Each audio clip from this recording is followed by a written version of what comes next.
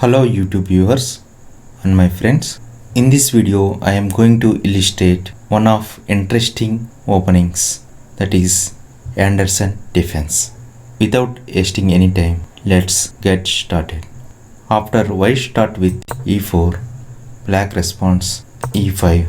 Here I played knight to c3 to protect this pawn advance. Here my opponent played bishop to c5, which is known as an Andersen defense. I have reached this position in 26 times. I won 12 games and 2 games were drawn and I lost 12 games too. Here my best move is knight to f3. I have played this as many as times. I want to surprise my opponent with the move bishop to c4. Here my opponent played pawn to d6 to connecting this pawn. Now I played knight to f3. Here my opponent tried one interesting move, that is pawn to f5. The idea is if I capture with my pawn and he can capture with his light square bishop and gain a tempo. Here I declined this pawn exchange. I played pawn to d4, attacking this bishop and pawn at a time. Here my opponent captured the pawn and I recapture with my knight. He recapture with his bishop. I capture his bishop with my queen. Here he captured my pawn.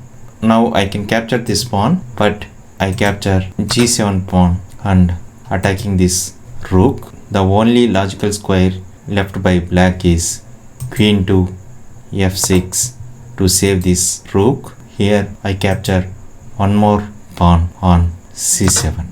Here he played knight to e7 to cut communication f7. If queen moves anywhere, I can give check on f7. So he cut this communication. Here I played h4.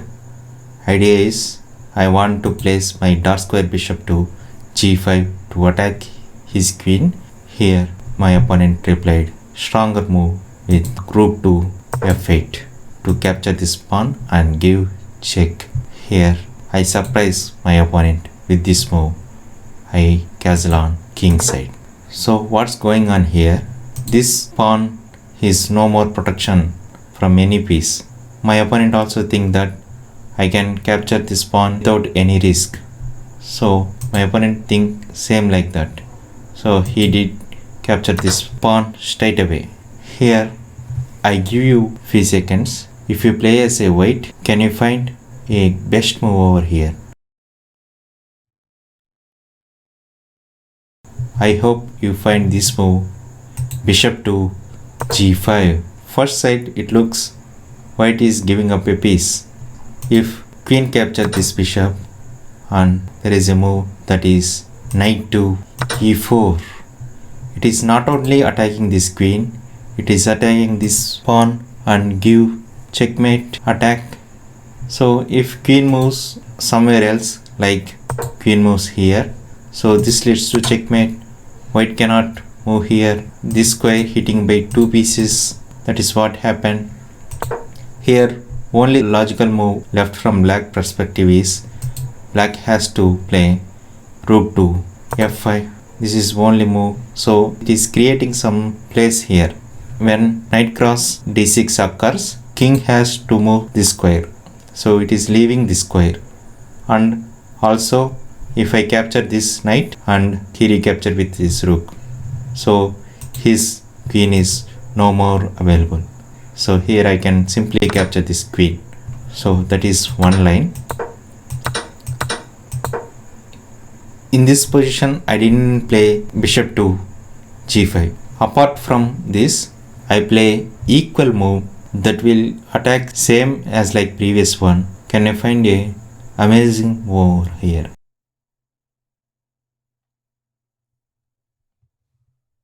Here I played this move knight cross e4, and this is also giving up a piece with free. So black think that why can't I capture this knight? So here my opponent straight away captured this knight, asking questions to me, what you achieving here? So here is the answer. Can you find a great move over here?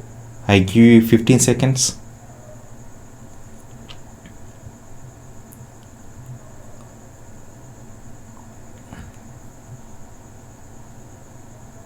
If you find this move, you will become a great chess player. Bishop to g5. What a move. The first merit of this move is queen has to stay in this file. So if queen moves somewhere else, like queen to g6, so that leads to checkmate. So queen has to touch with this knight. Here my opponent played one move, that is knight to c6. It looks logical because if I capture this knight and he can recapture with his knight, first sight this looks solid move, but you don't know my idea that put black under massive pressure, so black cannot handle those situations. Here I played one strong move, that is rook to e1. Stunning, absolutely stunning. The only good move from black perspective is black has to capture this rook with his queen. So if queen moves somewhere on the board, like queen to f5, so I simply capture with my rook and he recapture with his knight, and this leads to checkmate. So that is my idea. So he has to capture this rook. This is only move he has left. My opponent did exactly same. He captured the rook and I recaptured with my rook. Still the threat remains. He has to do something about for this checkmate attack. Of course he played this move. He plays his light square bishop to d7. So the idea is it cuts the communication between these two. So here I played, you spot it, queen cross d6. Here my opponent resigned from this game. So there is no way to defend this knight. If he cannot move his rook to f7, why this bishop eyeing this square? Of course he has some moves, but it won't work. Suppose move d8. Now I capture with my bishop and he recapture with his knight. Now I capture the knight in rook.